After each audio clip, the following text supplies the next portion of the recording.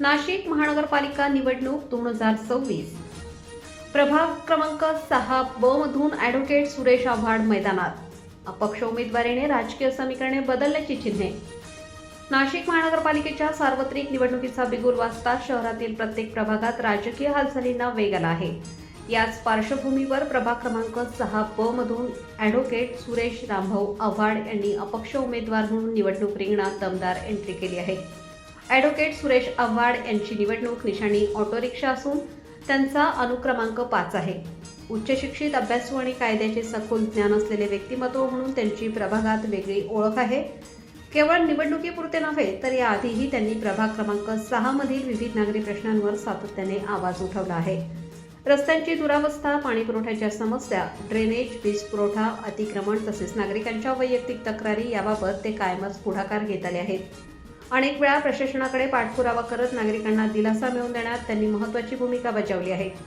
नागरिकांच्या सुखदुःखात सहभागी होणारा, कोणताही भेदभाव न करता सर्वसामान्यांसाठी झटणारा नेता म्हणून ॲडव्होकेट आव्हाड यांची प्रतिमा प्रभागात दृढ झाली आहे। कायद्याच्या माध्यमातून अनेक गरजू नागरिकांना न्याय मिळवून देण्याचे कार्यही त्यांनी प्रभावीपणे केले आहे। प्रभागाचा सर्वांगीण विकास, मूलभूत सुविधांचा दर्जा सुधारणा, स्वच्छता, सुरक्षितता तसेच पारदर्शक आणि उत्तरदायी कारभार हे त्यांच्या प्रचाराचे प्रमुख मुद्दे आहेत।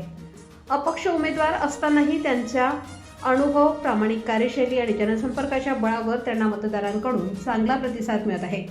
या पार्श्वभूमीवर प्रभाग क्रमांक 6 ब मधील निवडणूक यंदा अधिक चुरशीची आणि लक्षवेधी ठरण्याची शक्यता राजकीय वर्तुळातून व्यक्त केली जात आहे।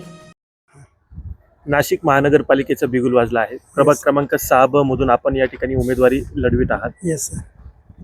प्रचाराला देखील चांगला प्रतिसाद आपल्याला या ठिकाणी मिळत आहे। काय सांगा? काही नाही, अपेक्षा एकच आहे की गेल्या अनेक दिवसापासून आम्ही निष्ठेने काम केलेलं होतं, एका पक्षाबरोबर राहिलेलो होतो। अनेक पक्षांच्या आम्हाला ऑफर्स देखील आले की तुम्ही या पक्षामध्ये या आणि आमच्या पक्षाचं काम करा किंवा आमची उमेदवारी घ्या। परंतु मला असं वाटलं होतं की मी राष्ट्रवादी काँग्रेस पार्टी शरद पवार गटाचा एक चांगला शिलेदार आहे आणि शरद पवार साहेबांचं नाव घेऊन मी आज या बऱ्याच ठिकाणी काम केलं, अनेक ठिकाणी ते चिन्ह पोचवण्याचं काम केलेलं आहे।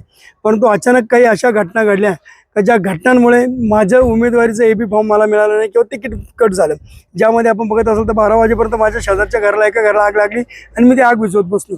इन दॅट पिरियड त्या लोकांनी ते AB फॉर्म दुसऱ्या पक्षाला सोडून दिला, 4 जागा आमच्या मित्र पक्षाला सोडल्या, हरकत नाही।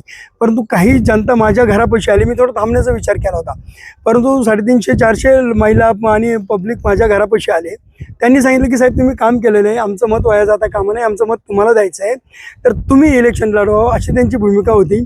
त्या सर्वांनी जो मला एक उत्स्फूर्त असा प्रतिसाद दिला, त्यामुळे माझ्या मनात एक ऊर्जा तयार झाली आणि मी स्वतःहून अपक्ष उमेदवारी करण्याचा त्या सर्वांच्या आधारे निर्णय घेतला आहे। आणि मायबाप जनता जी आहेत ती नक्कीच कुठल्याही पक्ष न बघता आज माझ्या मागे आहेत, मला ते साथ देतात। जिथे पण जातोय ते म्हणतात की साहेब हा खड्डा तुम्ही बुजवलेला आहे। आपण ज्या रस्त्यावर उभे आहेत इथे फार मोठ्या प्रमाणात खड्डा होता, हा खड्डा देखील मला सांगायला अभिमान वाटतो की ज्या वेळेस पावसाळ्यामध्ये खूप मोठ्या प्रमाणात खड्डे झाले होते त्यावेळेस मी इथं उभे राहून हे खड्डे बुजवलेले आहेत। विविध ठिकाणच्या लाईटीचा प्रश्न सोडवलेला आहे, पिण्याच्या पाण्याचा प्रश्न सोडवलेला आहे। असेच मोठमोठ्या प्रकारचे काही कामं माझ्या हातून घडलेले आहेत आणि काही कामं घडण्याचे बाकी आहेत, त्यासाठी मी उमेदवारी करतोय। प्रभाग क्रमांक 6 मध्ये काय समस्या आहे आणि निवडून आल्यानंतर कशा पूर्ण करणार आहात? सर, खरं तर आपण बघितलं असेल प्रभाग क्रमांक 6 हा खूप मोठा असा वाढलेला हा परिसर आहे, ज्याला बाउंड्रीज नाही आहेत। तर ह्या प्रभागामध्ये सर्वात महत्त्वाची समस्या म्हणजे गुन्हेगारी हा एक सगळ्यात मोठा समस्या आहे। आपण जर बघितलं असेल तर इथे चेन स्नॅचिंगचे प्रकार असतील, लहान आबाल मुलं जे असतील ते गुन्हेगारीकडे आणि व्यसनाकडे वळतायत। तर माझं पहिलं स्वप्न असणार की ह्या प्रभागात शांतता निर्माण झाली पाहिजे आणि गुन्हेगारी मोडीस काढली पाहिजेत। दुसरा जो आहे तर गाव आणि रस्ता, जिथे घर असेल तिथे रस्ता देण्याचा आणि पद्धतीत देण्याचा माझा मानस आहे। जिथे रस्ता आहे तिथे भुयारी गटारी योजना झाल्या पाहिजेत, कारण तिथे आपण जर बघितलं असेल तर ह्या पावसाळ्यामध्ये खूप मोठ्या प्रमाणात तुंबापुरी झाली होती, अनेकांना पायी चालणं देखील कठीण झालं होतं। अनेक ठिकाणी आजही ह्या भागामध्ये जिथे आपण शांतीनगर, तांबेमाळा इथे उभे आहोत इथं आजही पाणी मुबलक प्रमाणात मिळत नाही। अनेकदा मला इथे टँकर्सनी पाणी पुरवठा करावा लागतोय, म्हणजे धरण उशाला आणि कोरड घशाला अशी परिस्थिती ह्या आपल्या प्रभागाची आहे। त्यांना स्वच्छ, सुंदर आणि 2 वेळेस मला त्यांना वेळेवर पाणी, मुबलक पाणी पुरवठा करण्याचे माझं स्वप्न आहे, मानस आहे। काही महिला मुलं जे आहेत, ज्या आज मी बघतो आहोत की जे MPSC UPSC सारखे चांगल्या क्लासेसकडे पळत आहेत, परंतु त्यांना कुठे गायडन्स मिळत नाही। या प्रभागामध्ये एक चांगली IT अशी लायब्ररी असावी की जिथे सुसज्ज असे त्यांचे कॉम्प्युटर्स वगैरे असतील, जिथे त्यांना फॉर्म्स भरता येतील किंवा MPSC UPSCचे मार्गदर्शन शिबिरं घेता येतील. रोजगाराभिमुख जर आपण बघाल तर ह्या भागामधील अनेक लोकांना रोजगार मिळत नाहीत, अनेक लोक रोजगारापासून वंचित आहेत. तर अशा लोकांसाठी कुठेतरी आम्हाला हॉकर्स मार्केट्स कसं निर्माण करता येईल, त्या लोकांना गोरगरिबांना हॉकरच्या माध्यमातून असेल, रिक्षा स्टँडच्या माध्यमातून असेल किंवा सुशिक्षित रोजगार असतील त्यांच्यासाठी आम्ही कुठेतरी बेरोजगारांसाठी रोजगारांचे मेळावे आम्ही उपस्थित करणार आहोत. जसं राष्ट्रवादी काँग्रेस पार्टीच्या माध्यमातून आम्ही मागच्या वेळेस एक रोजगार मेळावा आयोजित केला होता, तसा मेळावे घेऊन लोकांना रोजगार मिळवण्याचा प्रयत्न करणार आहेत. दिल्लीच्या धर्तीवर माझा मानस आहे की 1ली ते 10वी पर्यंतचं महानगरपालिकेमार्फत मोफत शिक्षण देण्यात यावं आणि गोरगरिबांचे विद्यार्थी हे 10वी पर्यंत न काही करता शिकले पाहिजेत, हे माझं मानस आहे. असे विविध प्रकारचे स्वप्न कल्पना माझ्या डोक्यात आहेत. नाना पार्क असतील, उद्याने असतील, विविध प्रकारचे कामं करण्याचा माझा मानस आहे. समाजकार्यात येण्याची प्रेरणा कशी मिळाली भाऊ, काय सांगाल?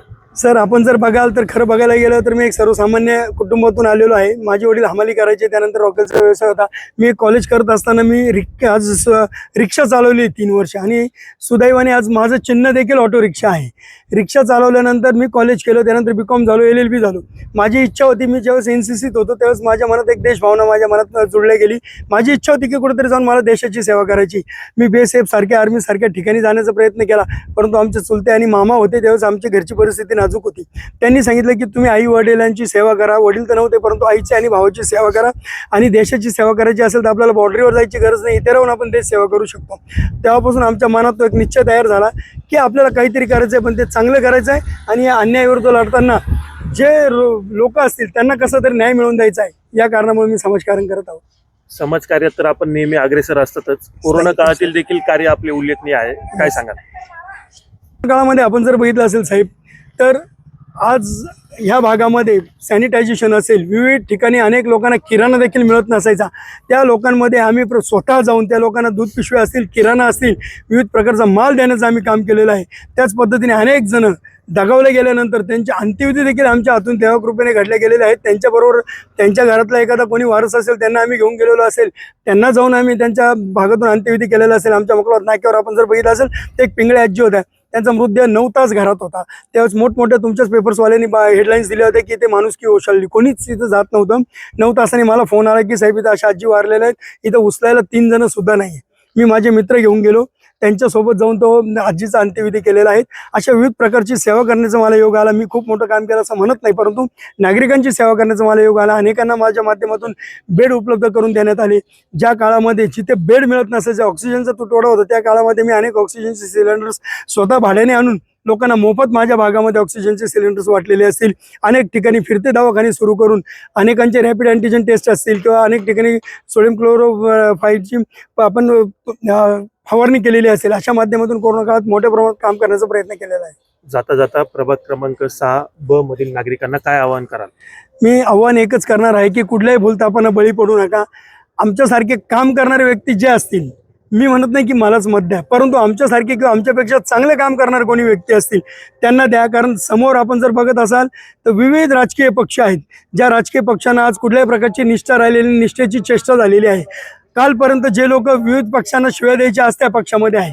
आज जर आपण बघितलं असेल तर माझ्या मिसेसला एकीकडे दुसऱ्या प्रभागातून मुद्दाम होऊन एका विशिष्ट पक्षाने उमेदवारी दिली होती, परंतु मी म्हटलं नाही, मी जर युती विरुद्ध लढतोय, मी महाविकास आघाडी विरुद्ध लढतोय, तर मी तो झेंडा हातात घेऊ शकणार नाही. मला म्हटलं होतं की तुम्ही फक्त तिकडे मिसेसचं नाव असू द्या. मी त्या निष्ठेची चेष्टा केली नाही, मी तिथे थांबलो आणि मी तिथनं माघार घेतली. म्हटलं नाही, माझी एकच अपेक्षा आहे की सर्वांनी भूलथापांना येणाऱ्या काळामध्ये आज आपल्या दारात खूप प्रचंड प्रमाणात पैशांचा पाऊस पडणार आहे. जसे काल जयंत पाटील बोलले तसं ह्या पावसामध्ये आंघोळ करून घ्या. सगळ्यांनी मटणं कोणाचेही खा, परंतु जे प्रामाणिक कार्यकर्ते असतील, ज्यांनी खरंच तुमच्या दारात आलेले असतील, अशा लोकांचे बटणं दाबा.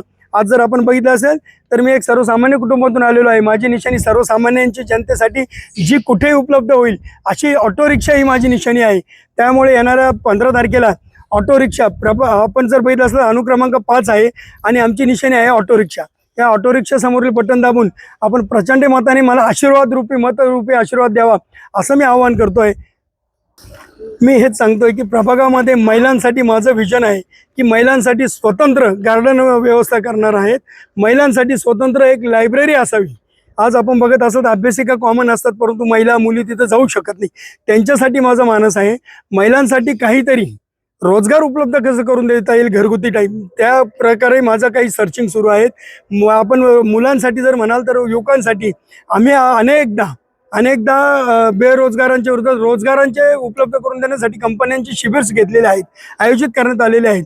ते रोजगार मेळावे आयोजित करण्यात आलेले आहे. असे रोजगार मेळावे माझ्या भागामध्ये महिन्यातून एकदा तरी घेण्याचा माझा मानस आहे आणि लोकांना चालना देण्याचा प्रयत्न आहे की MPSC UPSC पोलीस भरती अशा ठिकाणी आपण लायब्ररीमध्ये दर महिन्यातून 2दा तरी चांगले गेस्ट लेक्चर करून त्या लोकांना मुलांना इन्स्पिरेशन करण्याचा माझा मानस आहे.